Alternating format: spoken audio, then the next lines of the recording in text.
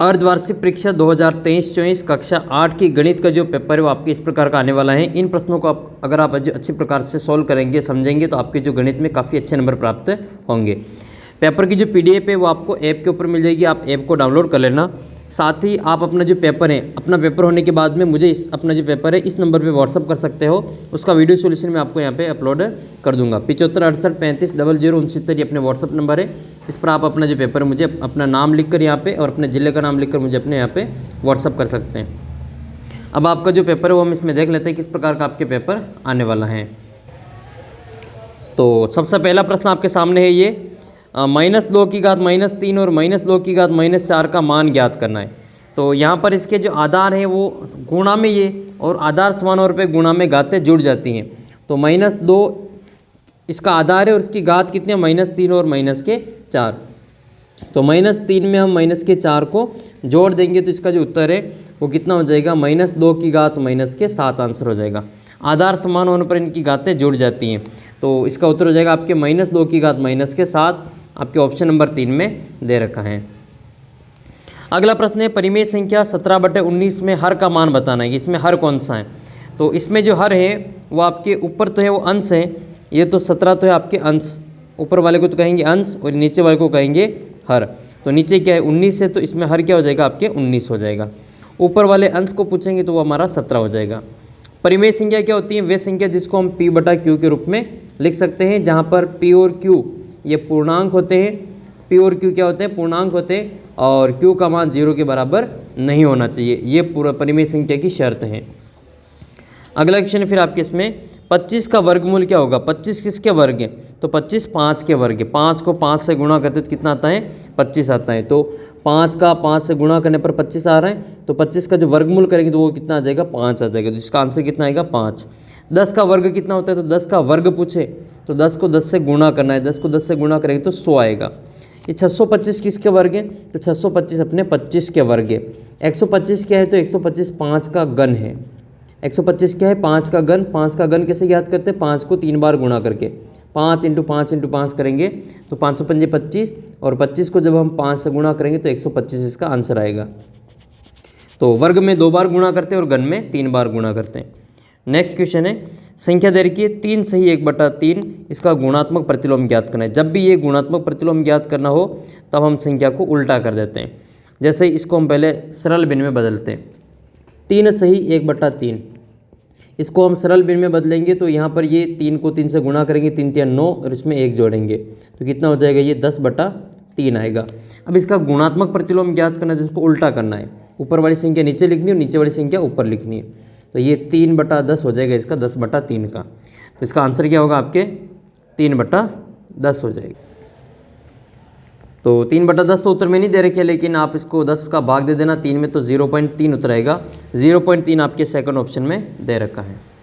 अगला क्वेश्चन है फिर आपके ये कि एक शर्ट का मूल्य 200 रुपये है और बिक्री कर है 5%, तो बिक्री कर की राशि कितनी होगी? तो आपको क्या करना है इसमें 200 का 5% ज्ञात करना है।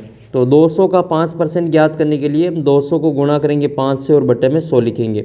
2 0 से 2 0 को काट देंगे। 5 को हम 5 को 2 से गुणा करेंगे तो 5 × 2 कितने होते हैं? 5 दूनी 10। इसका आंसर आ जाएगा आपके 10 रुपये। आपको प्रश्न पूछे कि 1/2 को प्रतिशत में बदलिए, तो 1/2 को प्रतिशत में बदलने के लिए 100 से गुणा करेंगे, 2 के पार से 100 को काटेंगे, 50 उत्तर आएगा। तो आंसर कितना आ जाएगा इसका? 50%। नेक्स्ट क्वेश्चन है, इसका मान ज्ञात करना है, x का मान ज्ञात करना है। तो इसमें हम क्या करेंगे, पहले ये माइनस के 3/2 है, इसको बराबर से इधर ले आएंगे तो ये प्लस के हो जाएंगे। तो ये आपके हो जाएगा x/5 माइनस 3/2 बराबर में है 1/2। ये माइनस के 3/2 उधर जाएगा तो प्लस का हो जाएगा। तो x/5 बराबर 1/2 प्लस 3/2 हो जाएगा। इसके लघुत्तम लेंगे हम तो लघुत्तम आएगा इसमें आपके 2, ऊपर आपके 1 + 3 हो जाएगा ये, तो कितना हो जाएगा? x/5 बराबर 4/2। 5 के पार से इसको ये भाग में इधर गुणा में ले आएंगे तो ये हो जाएगा आपके × 5। 2 के पार से 4 2 बार कटेगा तो 2 को 5 से गुणा करें तो उत्तर कितना आएगा आपके? 2 पंजे 10 आंसर आएगा। तो 2 × 5 बराबर 10 इसका उत्तर होगा। x का मान कितना आएगा आपके? 10 आ जाएगा। तो करेक्ट आंसर इसका 10 है। अगला प्रश्न है उत्तल चतुर्भुज का प्रत्येक कोण कितना होता है, तो ये 180 डिग्री से छोटा होता है। इसका आंसर हो जाएगा आपकी 180 डिग्री से छोटा। नेक्स्ट है निम्न में से किस त्रिभुज किस बहुभुज में विकर्ण की संख्या शून्य होती है, यानी कि किस उसमें विकर्ण होते ही नहीं है। तो ऐसी कौन सी आकृति जिसमें विकर्ण नहीं होते हैं। विकर्ण क्या होता है पहले वो देख लो। जैसे ये कोई एक 4 भुजा वाली आकृति है, इसमें ये ए, ये बी, सी और डी इसका शीर्ष है, तो इसका जो कॉर्नर वाले शीर्ष इनको मिलाएंगे ये वाले, तो इनको हम विकर्ण कहते हैं। तो ये जो लंबाई है इसकी विकर्ण कहलाती है। इसमें जैसे वर्ग में या चतुर्भुज में चार भुजा होती है, इसमें 2 विकर्ण होते हैं। तो निम्न में से किस बहुभुज में विकर्ण की संख्या शून्य होती है, ऐसी कौन सी आकृति जिसमें विकर्ण नहीं होते हैं। तो देखो वर्ग में भी 4 भुजा होती हैं, आयत में भी 4 भुजा होती है, समबाहु चतुर्भुज में भी 4 भुजा होती हैं। तो इन सभी में तो 2-2 विकर्ण होते हैं। इसका मतलब जो त्रिभुज है उसमें एक भी विकर्ण नहीं होता है। त्रिभुज में आप किससे मिलान करेंगे, तो त्रिभुज में एक भी विकर्ण नहीं होता है। इसको किससे मिलाएंगे, ये तो इसका पड़ोसी, ये भी इसका पड़ोसी है, तो इसमें एक भी विकर्ण नहीं होता। तो त्रिभुज में विकर्णों की संख्या 0 होती है। आंकड़ों की आपको बारंबारता बतानी कि इसमें 5 की बारंबारता कितनी है। 5 कितनी बार आ रहा है, 5 इसमें ये देखो 1 बार आ रहा है, फिर ये 2 बार आ रहा है, ये 3 बार आ रहा है। तो 5 की बारंबारता कितनी हो जाएगी, 3 हो जाएगी। नेक्स्ट क्वेश्चन है 1.6 बराबर y बटे 1.5। तो y का मान ज्ञात करना है। तो ये बट्टे में इधर आके ये गुणा में चला जाएगा, तो 1.6 को गुणा करना पड़ेगा 1.5 से, बराबर में हमारा y का मान आएगा। तो गुणा कर लेते हैं, 15 से 90 का 0 हासिल के 9, 15 एकम 15, 15 और 9 कितने हो जाएंगे, 24 हो जाएंगे। एक पॉइंट इसका और एक पॉइंट इसका, 2 संख्या छोड़ के पॉइंट लगाना पड़ेगा। तो इसका जो आंसर है वो आपके 2.4 आंसर आएगा। 2.4 आपके ऑप्शन नंबर 3 में दे रखा है, इसका उत्तर 2.4 आएगा। तो इसका करेक्ट आंसर 2.4 आपके तीसरे ऑप्शन में दे रखा है। अगला प्रश्न फिर ये 11वां, रिक्त स्थानों की पूर्ति कीजिए। समचतुर्भुज के विकर्ण एक दूसरे को पर समद्विभाजित करते हैं, तो एक दूसरे को ये समकोण पर समद्विभाजित करते हैं। तो इसमें आपको भरना है समकोण। अच्छा, समकोण का मान कितना डिग्री होता है, कमेंट करके बताना कितने डिग्री के कोण को समकोण कहते हैं। -5 का व्युत्क्रम बताना है, तो -5 का जो व्युत्क्रम है, व्युत्क्रम बताने के लिए ये प्लस का है, तो इसमें उल्टा हो जाएगा, 1 के बट्टे में लिखेंगे, तो ये 1 बटा -5 हो जाएगा, व्युत्क्रम हो जाएगा।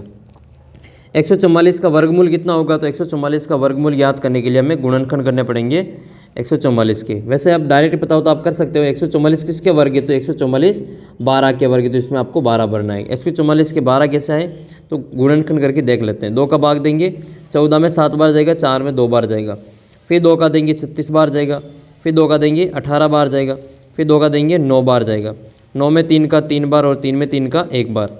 फिर इनके 2 के जोड़े बनाएंगे, 2 का और 3 का, इसको 1 बार लिखेंगे, 2 × 2 × 3, 2 दूनी 4 और 4 तिया 12 इसके आंसर हो जाएंगे। तो ऐसे इसके जो आंसर आपको 12 निकालने।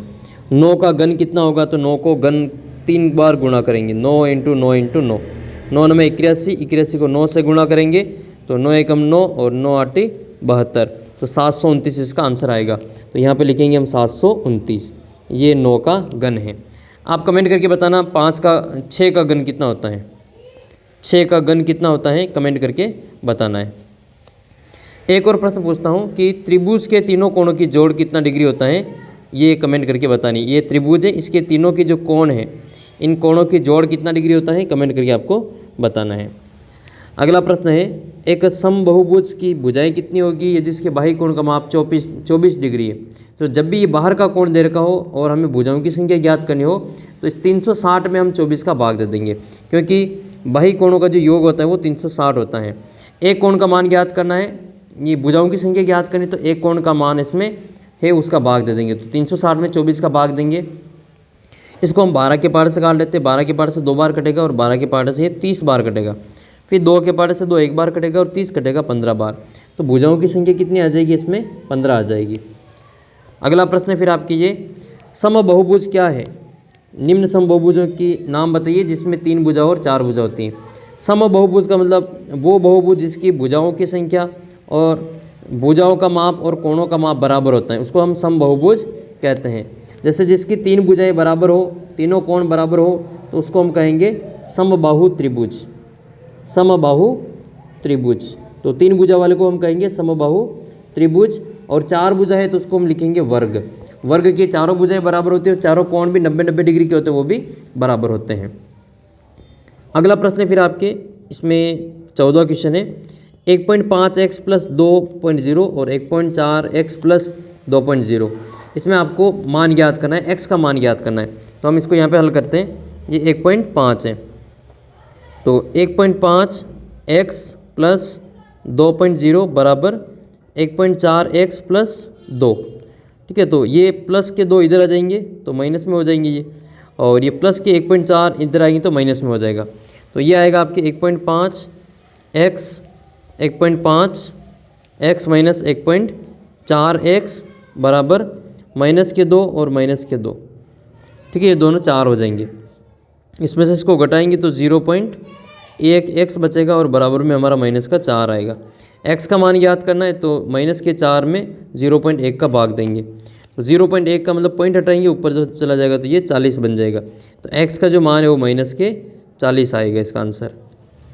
अगला क्वेश्चन है फिर आपके ये, निम्नलिखित संख्याओं को 2 क्रमागत पूर्णांकों के योग के रूप में लिखना है। 21 का वर्ग, 21 का वर्ग कितना होता है? 21 का वर्ग होता है ये आपके 21 का वर्ग करेंगे तो ये हो जाएगा आपका 441।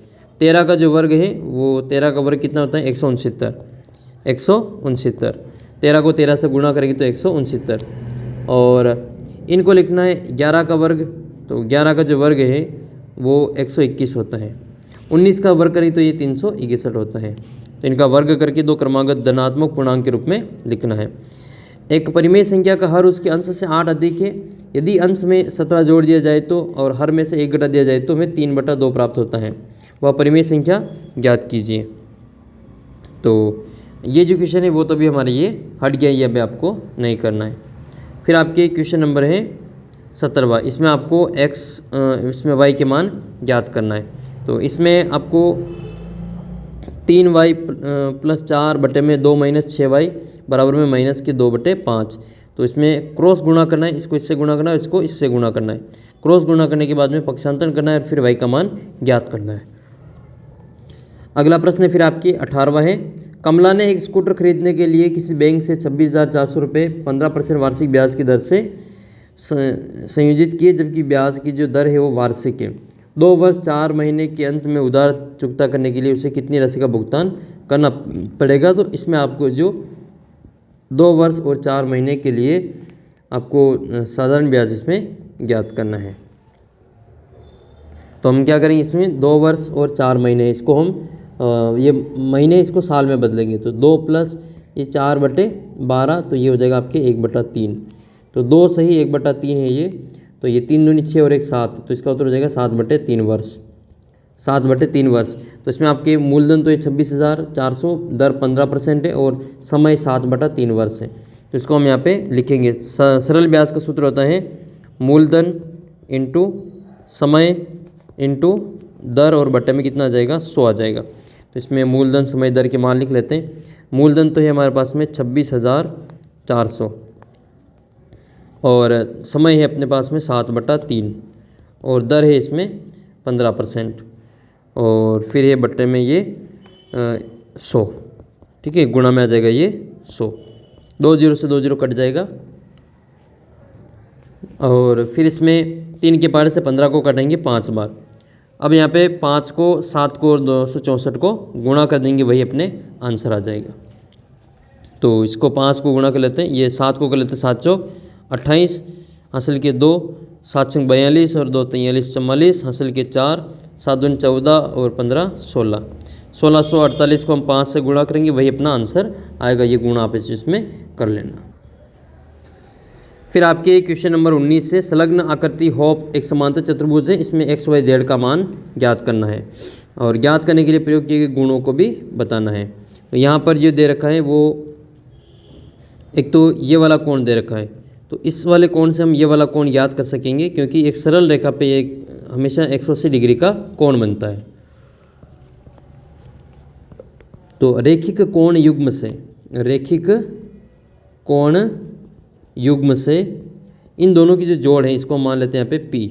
इस P की और 70 की जोड़ 180 डिग्री आएगी, तो ये कोण P + 70 = 180 डिग्री आएगा। तो P का मान ज्ञात करना है तो 180 में से इस 70 को घटा लेंगे तो कितना आ जाएगा 110 डिग्री। तो इसका मान कितना आएगा यहाँ पे 110 डिग्री। कोण ये जो x है इसका भी मान कितना आएगा आपके 110 डिग्री ही आएगा। कारण क्या है, कारण है कि सम्मुख कोण बराबर होते हैं, समांतर चतुर्भुज के सम्मुख कोण बराबर होते हैं, तो सम्मुख कोण बराबर होते हैं। फिर इससे ये x का मान ज्ञात कर लिया और ये वाला कोण हमने ज्ञात कर लिया है। इसके ये जो कोण है वो निकालना है कि ये वाला कोण कितना होगा। तो ये अगर आपके 110 डिग्री है और ये 40 डिग्री है तो हम इससे ये वाला कोण ज्ञात कर लेंगे। यहाँ पर जितना कोण आएगा उतना ही कोण हमारा जेड का होगा। तो हम क्या करेंगे, इससे 110 डिग्री और ये 40 डिग्री दोनों कितने हो गए, 110 + 40 करेंगे तो 150। 150 इन दोनों की जोड़ है। तो त्रिभुज के तीनों कोणों की जोड़ 180 डिग्री होती है। तो 180 में से 150 को घटाएंगे तो ये वाला जो कोण है वो कितना आ जाएगा, 30 डिग्री आ जाएगा। तो ये वाला जो कोण है समांतर चतुर्भुज में ये एक एकांतर कोण बन रहा है, तो ये 30 डिग्री है तो ये भी आपका 30 डिग्री हो जाएगा। तो जेड का मान 30 डिग्री आएगा। तो ये जो आपके कोण है वो आपके जेड का मान भी 30 डिग्री आ जाएगा। अब जेड का मान 30 डिग्री और ये वाला 110 डिग्री, तो वाई का मान ज्ञात करने के लिए त्रिभुज के तीनों कोणों की जोड़ 180 डिग्री के बराबर होती है। तो हम इन तीनों को जोड़ेंगे, जेड और इस 110 को और वाई को। तो जेड का मान 30 डिग्री है, ये 110 डिग्री है, इन दोनों को जोड़ेंगे तो ये कितना हो जाएगा, 140 डिग्री हो जाएगा। तो ये 140 होगा, इसको 180 में से घटाएंगे तो ये कोण कितना आ जाएगा आपके 40 डिग्री आ जाएगा। तो इसका जो मान है वो कितना आएगा आपके 40 डिग्री आएगा। वैसे ये दोनों समांतर है तो इसका जो मान है वो डायरेक्ट हम यहाँ से 40 डिग्री लिख सकते हैं। ये 40 है तो ये वाला भी कितना हो जाएगा, 40 हो जाएगा। तो इस प्रकार से इनके जो मान है हम यहाँ से ज्ञात कर सकते हैं। इसका उत्तर आपके आ जाएगा x का मान, y का मान और z का मान। नेक्स्ट क्वेश्चन है आपके दे रखा है 20वां क्वेश्चन। एक समबाहुभुज में भुजाओं की संख्या ज्ञात कीजिए यदि प्रत्येक अंतःकोण का मान 165 डिग्री हो। तो इसमें आपको प्रत्येक अंतःकोण का मान 165 डिग्री दे रखा है, तो इसमें समबाहुभुज के भुजाओं की संख्या ज्ञात करनी है। तो इसके लिए आपको सूत्र है, पहले तो इसमें इसका जो कुल जो भुजाओं का जो इसमें अंतःकोणों का जो योग होता है वो ज्ञात करना पड़ेगा। वो होता है n-2 × 180 डिग्री और बट्टे में आता है हमारा n और बराबर में आएगा आपके एक कोण का मान जो कितना दे रखा है, 135 दे रखा है। भुजाओं की संख्या हमें ज्ञात करनी है तो हम यहाँ पे 135 को n से गुणा करेंगे तो ये हो जाएगा आपका 135 n बराबर 180 को अंदर गुणा करेंगे तो ये 180 n - 360। 360 को इधर ले आएंगे और 135 को उधर ले जाएंगे तो 360 बराबर 180 n माइनस में 135 n। यहाँ पर इनके मान ज्ञात करेंगे तो 180 में से हम 135 को माइनस करेंगे तो ये आपका कितना हो जाएगा, 45 डिग्री आएगा। तो ये आ जाएगा आपके 45 n बराबर में कितना है 360। n का मान ज्ञात करना है तो 360 में 45 का भाग देंगे तो इसको 9 के पहाड़े से काट लेना। 9 के पहाड़े से 36 कटेंगे, 9 चौक 36 40 बार और 45 कटेंगे 5 बार। तो 9 × 5 = 45, 5 के पहाड़े से 40 काटेंगे 8 बार। तो भुजाओं की संख्या कितनी आ जाएगी, n बराबर 8 आ जाएगी, वो अष्टभुज होगा। तो इस प्रकार का आपकी जो पेपर होगा उन सभी की PDF वगैरह आपको ऐप के ऊपर मिलेगी। आप ऐप को डाउनलोड कर लेना। ये व्हाट्सअप नंबर है, पेपर होने के बाद आप अपना जो पेपर है वो मुझे इस नंबर पे भेज सकते हैं ताकि उसका वीडियो सोल्यूशन आपको सबसे पहले उपलब्ध करवाया जा सके। तो बाकी विषय के भी आपको पेपर्स वगैरह है वो आपको ऐप के ऊपर मिलेंगे और इसी चैनल पे आपको उनका सोल्यूशन वगैरह करवाया जाएगा। आप चैनल को सब्सक्राइब कर लेना। तो जल्दी मिलते हैं आपको अगले वीडियो में, तब तक जय हिंद जय भारत।